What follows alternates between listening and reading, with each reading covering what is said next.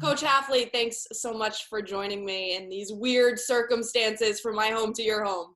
Thank you for having me. Like I said, I wish we could have met differently, but this will have to work for now. It will, it will. First and foremost, welcome to New England. We're happy to have you.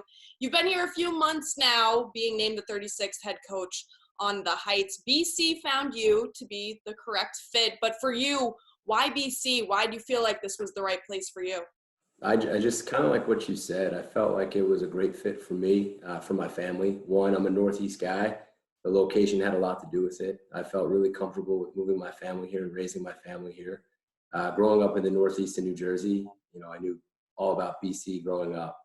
And for me, what the school represents, not just the football program, but the school itself, the values, the community, people, doing things the right way, not taking shortcuts. It's a place where I felt comfortable that you could win with the right people, that you could do good things with the right people, the people that I want to surround myself around. And when I visited with Martin, I saw the same vision that he had, and we kind of clicked, and I got excited, and I'm really happy to be here. You guys did lose A.J. Dillon to the draft, but still tons of talent on the roster. You got running back David Bailey, grabbing folks' attention. Obviously, Phil Jerkovic transferring to BC from Notre Dame. You knew that was going to make headlines everywhere. Who stuck out in your mind as a leader of this program so early on?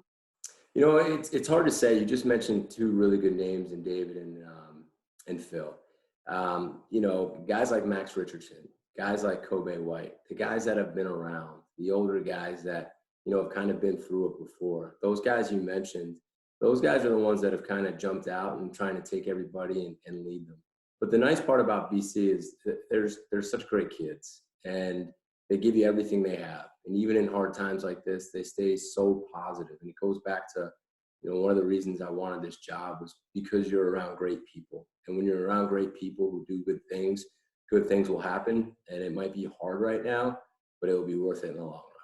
For you, what's a message that you want to send out to the BC community, to BC fans, to get them excited for what's to come? Well, one, I would just say to them, most importantly right now, is just be there for each other. That's what BC is all about. It's men and women for others. And that's what this whole community needs right now. That's what this city and that's what this country needs right now. Because it's not about us. It's not about us just staying locked up in our houses, make sure we're not around anybody. That's important. But it's really important to be there for other people right now. And I think our team would echo the same thing. As far as football goes to the fans, I would just say, get in like I asked everybody to when we first got here.